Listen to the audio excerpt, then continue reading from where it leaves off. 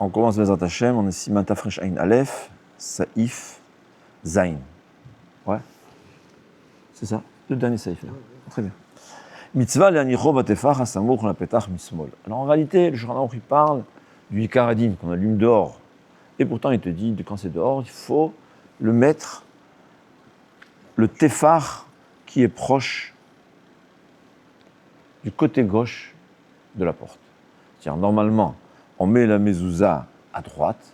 Quand je rentre, la porte elle est à l'extérieur, donc je rentre vers la maison, c'est à droite. Donc on met la menorah, le tefar, c'est quoi tefar? Il faut 8 cm, on va dire, proche de la porte, à gauche, comme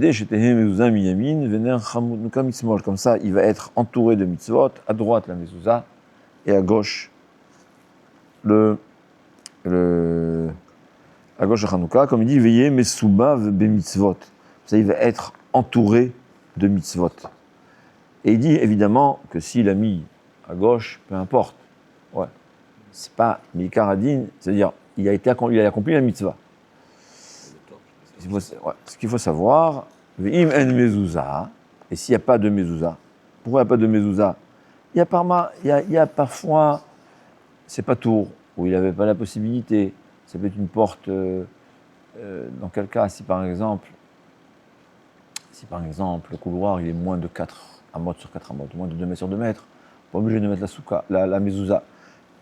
Bien si c'est une porte qui n'a pas de tzorat pétard, c'est-à-dire il n'y a pas ce qui est au-dessus, qu'on dit. Ouais, il n'y a pas un encadrement de porte, ouais. Ce qui manque, ou bien, il y a des cas rares où on n'a pas de mezouza. Dans ce cas-là, il va mettre la Hanouka à droite. Pourquoi à droite? Dit le Mishnah Berurah, parce que droite c'est toujours, c'est le côté important. Ça montre l'importance de la mitzvah. De plus, il y a plus de pinsou manès. Pourquoi? Parce que les gens ils ont tendance à regarder vers leur droite. Comme ça il dit. C'est la nature des choses. Ce qu'il faut savoir aussi, c'est peut-être une parenthèse, mais savoir c'est quoi la droite? La droite. Il dit, Rav Pinkus, comme ça je me rappelle, il explique qu'en vérité, la droite dans la Torah, c'est Midat HaRachamim. Comment ça? C'est Midat HaRachamim, la miséricorde. La gauche, c'est le digne. Quand on met on comprend pas, il dit, on croit, qu'est-ce qu'on fait? Il dit, j'ai une obligation de mettre le côté droit, la planche droite en la gauche. Ce que j'ai fait. Non, c'est pas ce que j'ai fait.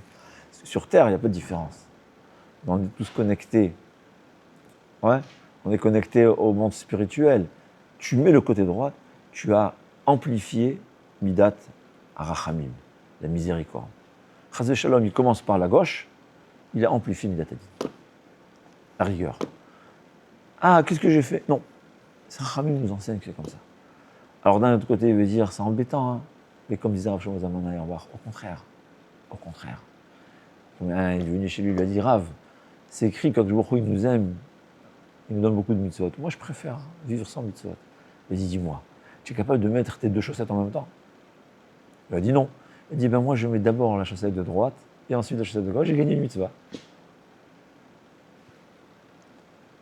Mais c'est pas seulement une mitzvah, c'est que j'ai rajouté de la miséricorde dans le monde. Regardez l'importance. Donc la même chose, quand on met toujours à droite, c'est vrai que c'est plus important. Ça montre l'importance, c'est dans le sens qu'on ressent, c'est vrai aussi. Mais c'est plus encore. J'amplifie le Midat HaChesed, Midat HaRachamim, la bonté d'Hachem, la bienfaisance d'Hachem dans le monde, plutôt que le digne. Donc ici, il ramène, on verra s'il y a des...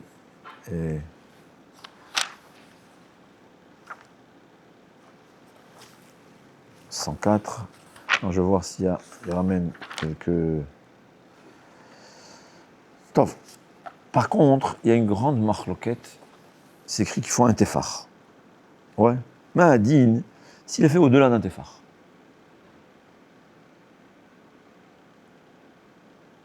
Un peu plus loin. Peut-être qu'on avance trop. Non, tu sais quoi, viens, on continue. On continue le Shulchan Aruch, après on va parler de ça. Ouais. V'imanicho badelet atzmo. On n'est pas obligé de le mettre de le côté. On peut le mettre dans l'entrée de la porte. Il faut le mettre de la moitié vers la gauche ou vers la droite. D'accord? C'est-à-dire, c'est ou du côté de la porte ou à l'intérieur de la porte, mais dans ce cas-là, il faut que ce soit dans la moitié ou de droite ou de gauche, tout dépend de ce qu'il a besoin.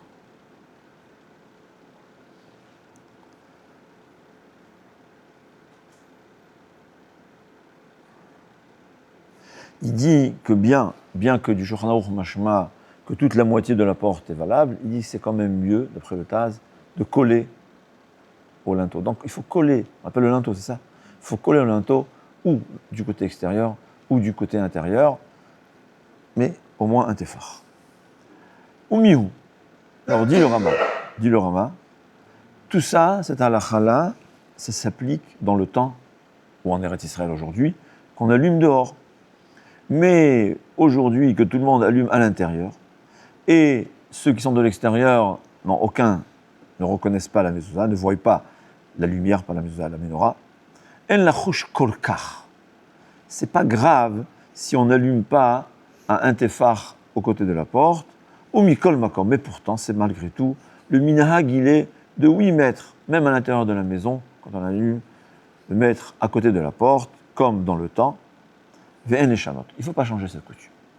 Et là, dans quel cas on va pas mettre la menorah à côté de la porte, si le minhag ashkenaz est d'allumer beaucoup de menorahs, qu'il vaut mieux séparer les ménorotes pour qu'on reconnaisse, comme on a dit. Alors, on parle surtout dans le temps où il n'y avait pas véritablement, comme chez nous aujourd'hui, des ménorotes, qu'on peut accomplir les deux, et on va reconnaître que c'est deux ménorotes différentes. Mais dans le temps où chaque bougie, au fait, c'était comme, on va pas dire comme aujourd'hui. J'ai une bougie, tu sais, les bougies de cire, et j'ai pas de menorah.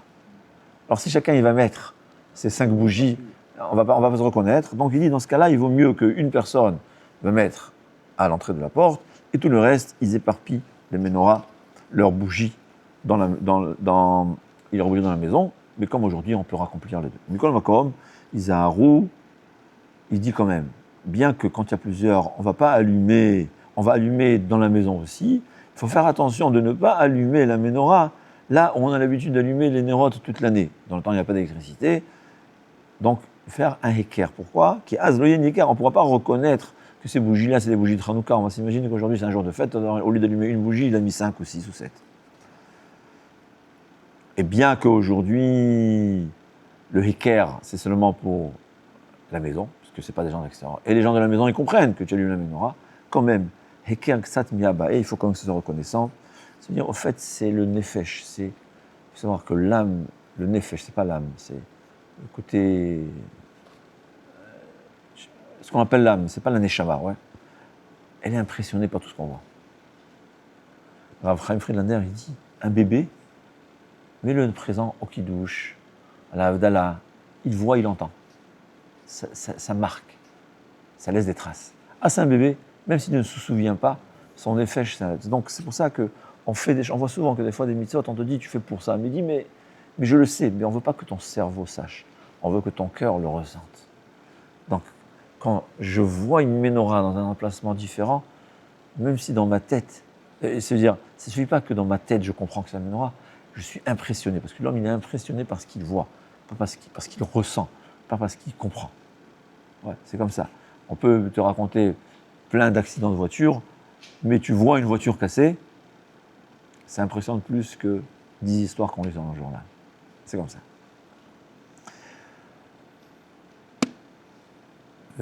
Ouais, on a terminé le Rama à ce sujet-là. Maintenant, ce qui nous concerne, c'est quoi ce téphar-là? Est-ce qu'il faut téphar obligatoirement ou pas? Alors là, ce que je me souviens, c'est Rav Elyashiv. Rav Elyashiv, il dit absolument.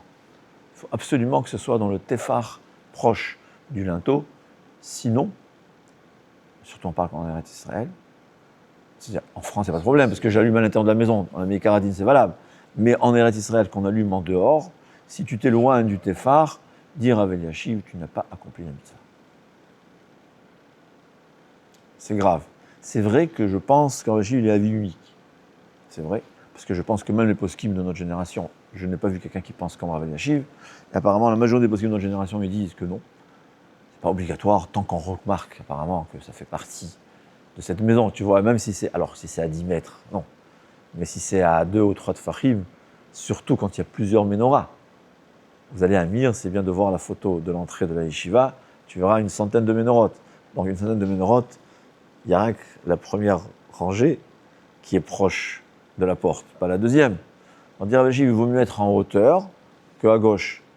Mais il y a qui sont équilibrés, donc tu verras qu'il y a. C'est ça.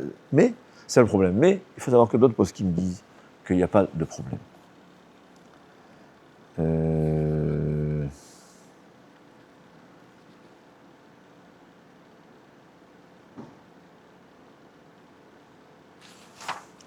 Bon, on ne va pas faire attendre.